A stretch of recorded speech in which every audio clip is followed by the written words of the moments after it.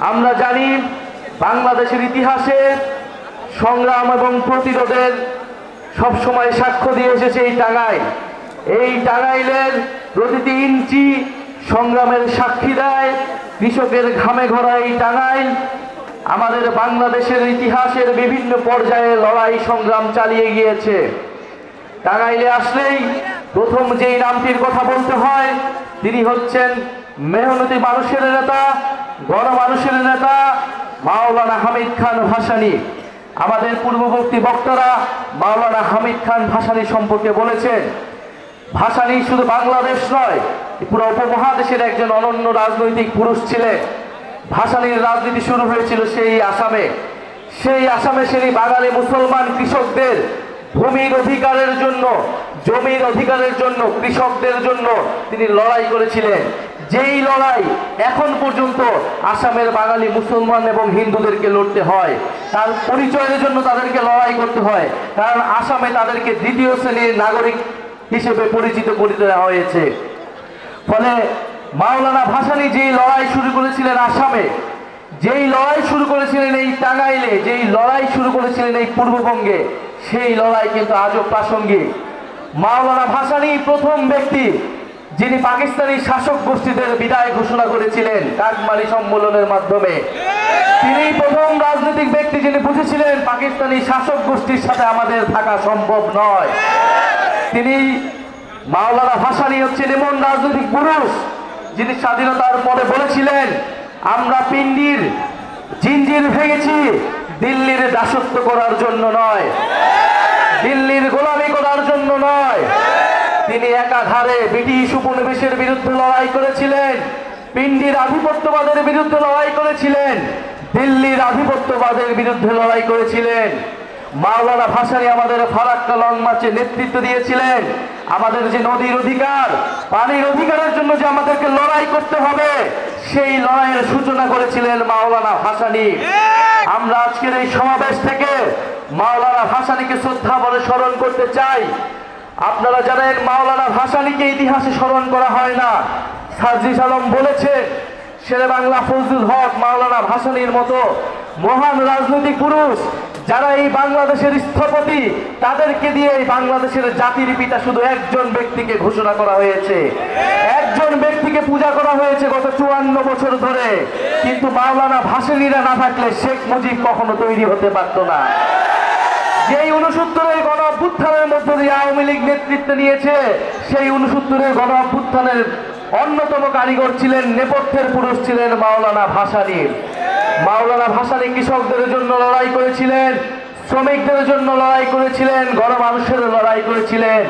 আমরা মাওলানা ভাসানীর সেই আদর্শকে ধারণ করে জাতীয় নাগরিক পার্টি বাংলাদেশকে এগিয়ে নিয়ে যেতে চাই। মাওলানা ভাসানী শুধু রাজনীতিবিদ ছিলেন না, তিনি ছিলেন একজন রাজনৈতিক দার্শনিক। তিনি রবুবিয়তের কথা বলেছিলেন, দায়িত্বের রাজনীতির কথা বলেছিলেন, যে আমাদেরকে দায়িত্ব নিতে হবে, আমাদের প্রাণ প্রকৃতির সমাজ এবং আমাদের আশেপাশের মানুষের দায়িত্ব নিতে হবে। সেই দায়িত্ব এবং দরদের ভিত্তিতে নতুন সমাজ, নতুন দেশ গড়তে হবে। সেই নতুন বাংলাদেশের কথাই জাতীয় নাগরিক পার্টি বলে যাচ্ছে। প্রিয় সংগ্রামী বন্ধুগণ, আমরা মাওলানা ভাসানীকে বাংলাদেশের অন্যতম স্থপতি, বাংলাদেশের অন্যতম ফাউন্ডিং ফাদার্স মনে করি। বাংলাদেশের কোনো একজন জাতির পিতা নয়, বাংলাদেশে অনেকজন জাতির পিতা রয়েছে, তার মধ্যে অন্যতম রয়েছে মাওলানা ভাসানী। সংগ্রামী বন্ধুগণ, আমরা গতকাল সেই মাওলানা ভাসানীর কবর জিয়ারত করেছি এবং মাওলানা ভাসানীর সেই দরবার হলে আমরা বসেছি কৃষকদের সাথে, আমরা বসেছি তাঁতি শিল্পীদের সাথে। আপনারা জানেন এই টাঙ্গাইল ছিল কৃষক আন্দোলনের সূতিকাগার। টাঙ্গাইলে কৃষকরা সংগঠিত হতো, কিন্তু এখন বাংলাদেশে কোনো শক্তিশালী কৃষক সংগঠন নাই। ফলে কৃষকদের কথা বলার কোনো প্ল্যাটফর্ম নাই। কৃষকরা তাদের ন্যায্য অধিকার পায় না। বীজ, সার এগুলোর দাম বেড়েছে, সরকারের থেকে ভর্তুকি পাওয়া যায় না, এবং কৃষকরা যখন বিক্রি করতে যায় তখন মধ্যস্বত্বভোগীদের তাড়নায় তারা সেই ন্যায্য মূল্য পায় না। আমরা এমন একটা বাংলাদেশ চাই যেখানে কৃষকদের ন্যায্য অধিকারটা আমরা আদায় করতে পারবো। সার্জিস আলম তাঁত শিল্পের কথা বলেছেন। এই টাঙ্গাইলের শাড়ি, যেই শাড়ি জামদানির মতো বিখ্যাত, মসলিনের মতো বিখ্যাত, সেই টাঙ্গাইলি শাড়ির জিআই প্রোডাক্ট নিয়েছে ভারতের পশ্চিমবঙ্গ।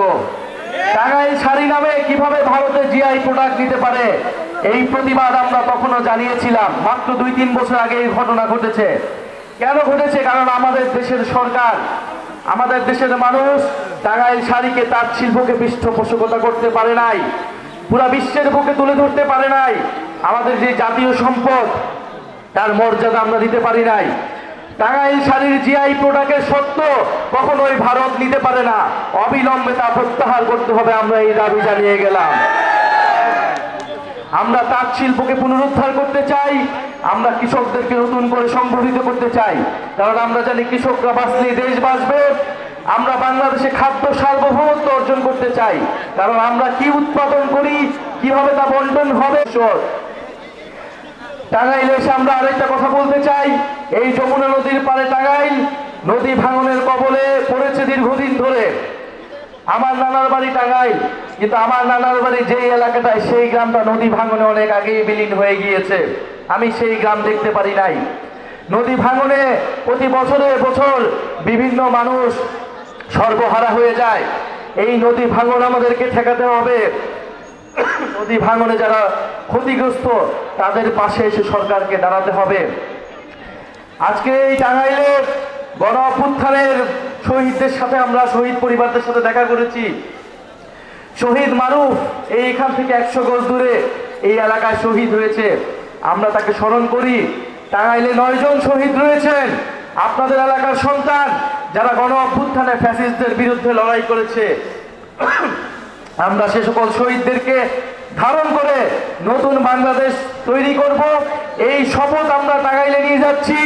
মাওলানা ভাসানীর যে অসমাপ্ত কাজ, মাওলানা ভাসানী, শেরেবাংলা ফজলুল হক, আবুল হাশেমদের যে প্রত্যাশিত বাংলাদেশ, সেই বাংলাদেশ আমরা তৈরি করব, এই শপথ আমরা নিচ্ছি।